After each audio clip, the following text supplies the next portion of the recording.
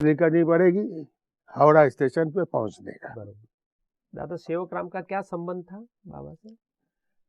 वो कंपनी में अकाउंटेंट था, अकाउंटेंट था। लेकिन रिश्ते में वो जो मालिक है हाँ जी। ताराचंद,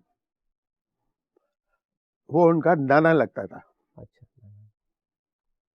लेकिन बाबा से इतनी लगन लग गई तो बोला कि जहां आप जाएंगे मैं आपके साथ रहूंगा, आप मेरे को नौकर करके रखेंगे तो मैं नौकर भी रहूंगा।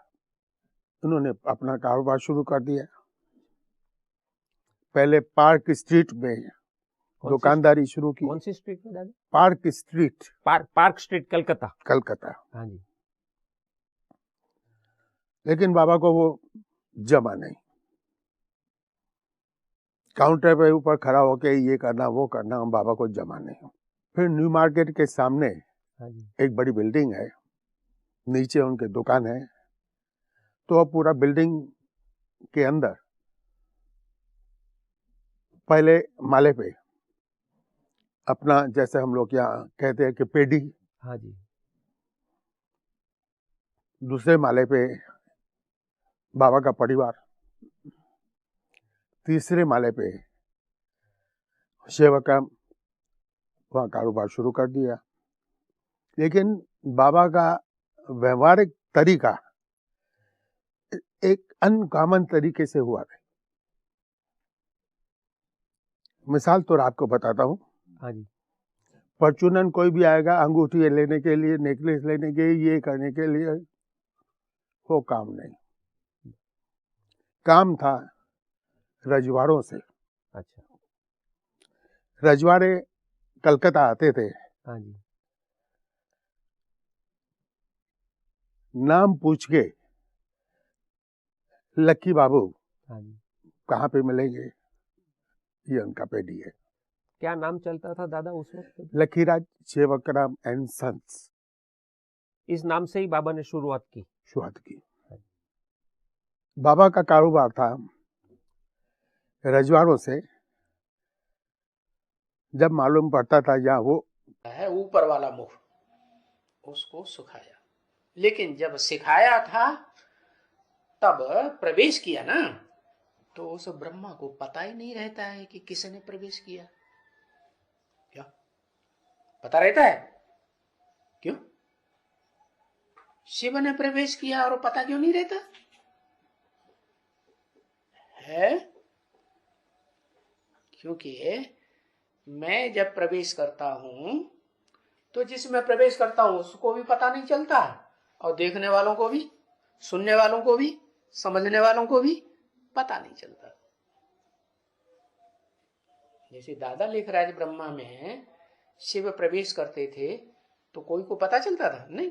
मुरली में तो आया है, क्या इन ब्रह्मा को भी पता नहीं चलता?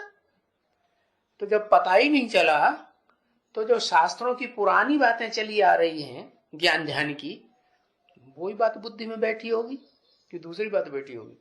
वही बात बुद्धि। और उसको ये तो पता चल गया कि दादा लेखराज ने साक्षात्कार भक्ति मार्ग के होने के बाद अपने गुरु से जानकारी ली, क्योंकि 12 गुरु जिंदगी में किए थे, उन गुरुओं की तफ्तीश की, कोई तो जिंदा होंगे। तो किसी ने उनके साक्षात्कारों का समाधान नहीं किया। वो भटकते भटकते आखिर विद्वान पंडित आचार्यों से पूछने लगे, वाराणसी तक पहुंचे, जो ज्ञान का भंडार मानी जाती है दुनिया में, एक ही नगरी।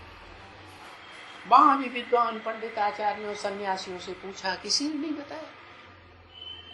फिर उसके दिमाग में आया कि हमारी दुकान का जो भागीदार था ना, जिसको हमने अपने हीरों की सारी दुकान सौंप दी थी,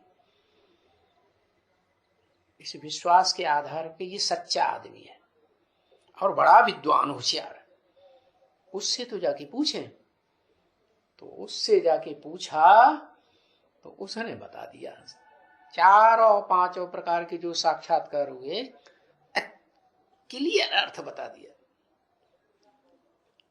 तो ब्रह्मा बाबा को, दादा लेखराज को पसंद आ गया और उनको पक्का निश्चय बैठ गया।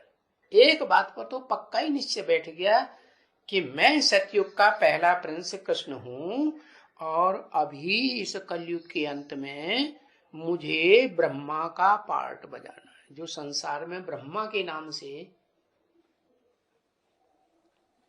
4 मुखों वाला ब्रह्मा प्रसिद्ध होता है, वो ब्रह्मा के रूप में सफेद पोष पार्ट मेरा पक्का निश्चय बैठ गया। तो जिसमें प्रवेश किया पहले पहले, उसको तो पता ही नहीं है